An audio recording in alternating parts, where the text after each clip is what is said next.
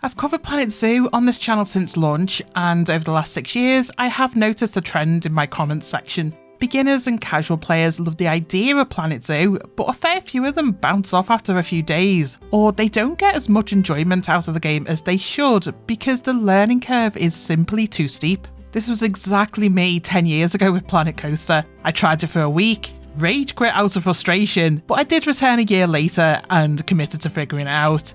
This is why I can totally see why some people had this same reaction with Planet Zoo, and why they might be thinking along those lines for the sequel too.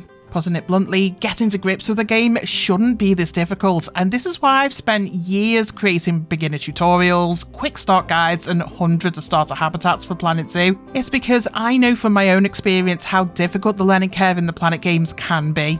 With this in mind, I can finally reveal that a few months ago I was invited to Frontier's studio for an early look at Planet Zoo 2. Now, before I even arrived, knowing the kind of people who watch my videos these days, I had one question in my head. Can Planet Zoo 2 reverse a decades-long trend and actually be easier for new players to get into? I think I have an answer.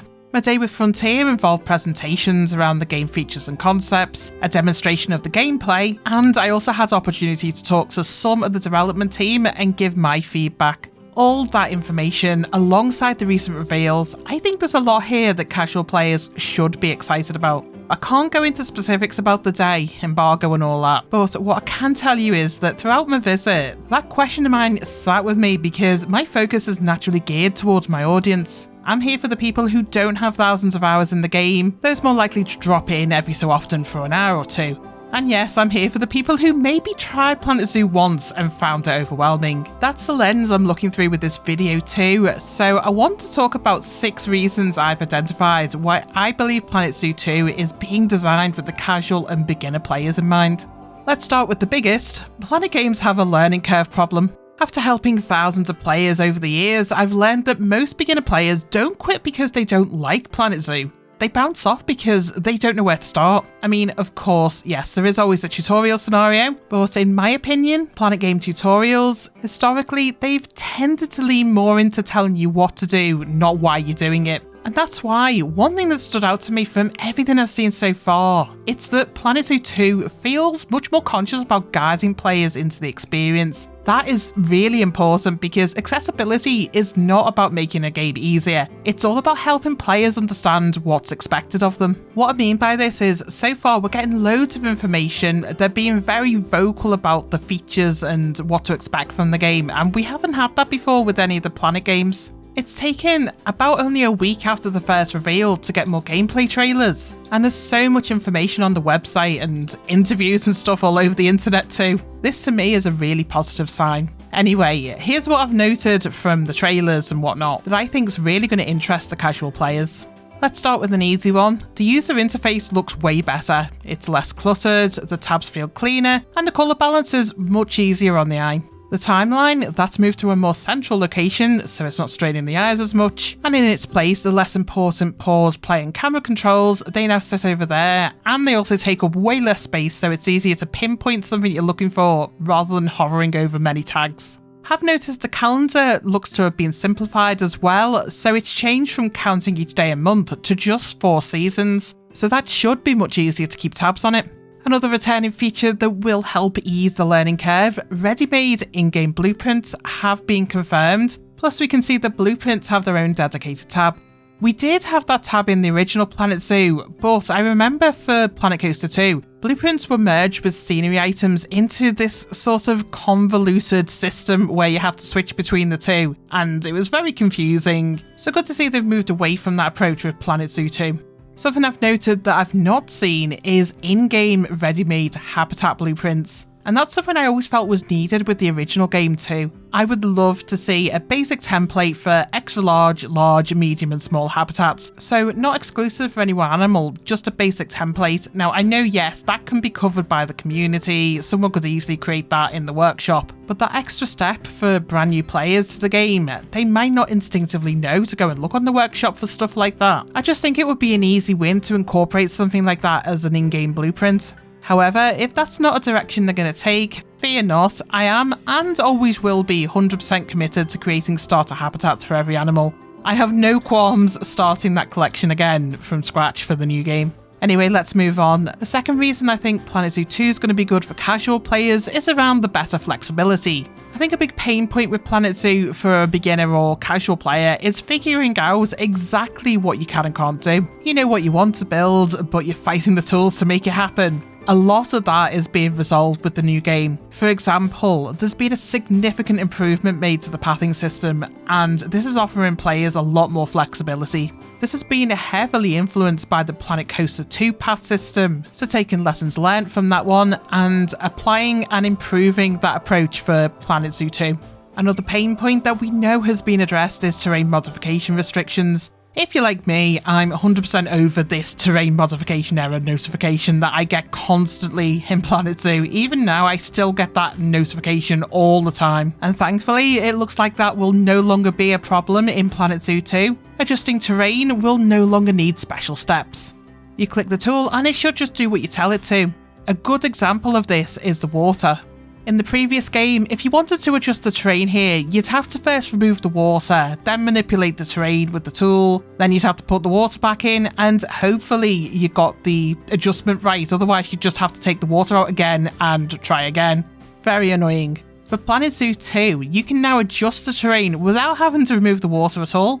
Another feature that is certain to alleviate build frustrations is the nature brush. The nature brush will paint plants directly onto the landscape, so no more placing bushes and trees one by one. I think this is the biggest improvement by far that levels the playing field for casual players. Before this, you would certainly need a lot of patience to place every single bush one by one, but now with this new tool, everyone will be able to fill their habitats to the brim with nature with just one click and drag.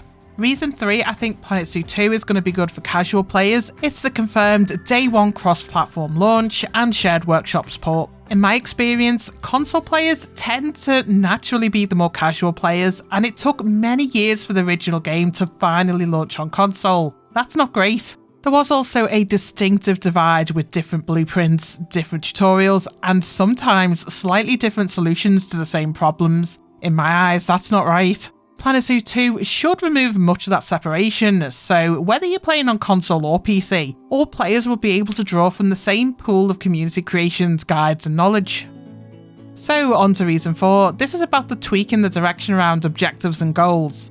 I feel a lot of casual players, they do play differently compared to a dedicated player. They may lean more towards sporadic play, so not necessarily dedicating hundreds of hours to a highly detailed zoo. And in the absence of that, you do need more casual objectives that don't take a lot of time to work towards. I think the new wildlife reserve system potentially solves this.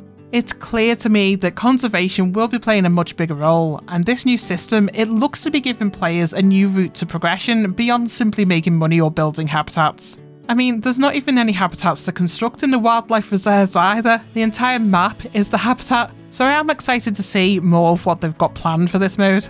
On to reason 5, this is about the better visual cues. Problem solving in the original game, this has relied on spreadsheets and data, and visually, it's not always been easy to figure out that something isn't working until you've got hordes of protesters at your door.